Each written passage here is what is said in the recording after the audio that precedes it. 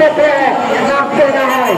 আমাদের 14 দফা দাবি আদায়ের লক্ষ্যে যিনি দীর্ঘদিন কাজ করে যাচ্ছেন কাশ্মীরের চেয়ারম্যান আহমেদ আবু জাফর আমাদেরকে শক্তিশালী করার লক্ষ্যে সারা বাংলাদেশে আমরা একদিকে কাজ করে যাচ্ছি। আমরা পিছু পা হব না।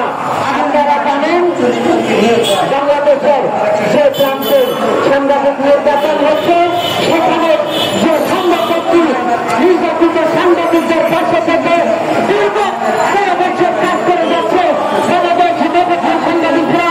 আমরা চাই আর কোন সাংবাদিক নির্যাতন হবে না।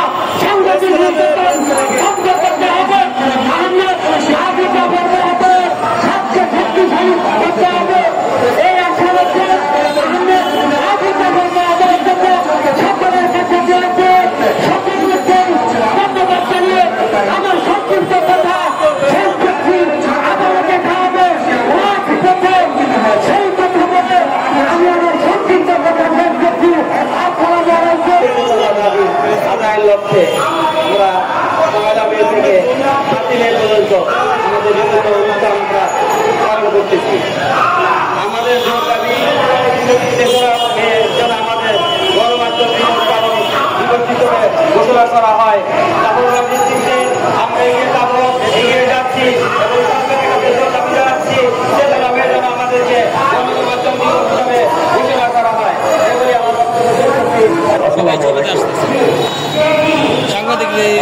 আমি ভালো বলতে না বক্তব্য দিতে আসছি কিন্তু অনেক কিছুর সাথে বলতে হয়। আমি দীর্ঘ কয়েক বছর আহমেদ আবু জাফর ভাইয়ের সাথে আছি। আমি দেখেছি বাংলাদেশে যখন কোনো সাংবাদিক নির্যাতিত হয় সাংবাদিক অধিকার আদায়ের জন্য উনি মাঠে প্রান্তরে সবাইকে জড়ো করে ঝাঁপিয়ে পড়ে। দুঃখের বিষয় যখন আমরা কোনো প্রোগ্রাম করি আমরা মানুষের অধিকারের জন্য সারা দেশে ছড়িয়ে ছিটিয়ে থাকি।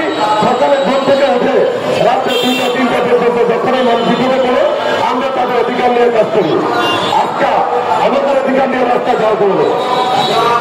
এই রাষ্ট্রের এরকম বিচার যেখানে প্রশাসন বলে একজন স্কুল শিক্ষক বলে সাধারণ জনগণ বলে একবারে মোবাইলের থেকে আপনাদের পর্যন্ত যাওয়া আসা আমরা প্রত্যেকের বিপদে প্রত্যেকের জন্য কাজ করি, প্রত্যেকের অধিকারের জন্য কাজ করি।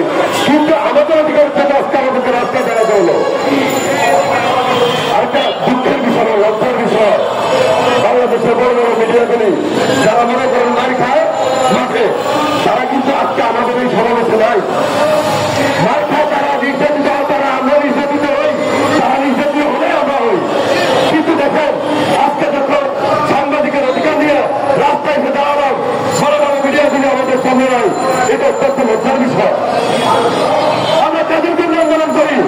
আমরা আমি যখন কি তার পরিবার এই জন্য আন্দোলন করে আমরা আমি যখন আন্দোলন করে দেশের নিপীড়িত নির্যাতিত সাংবাদিকের জন্য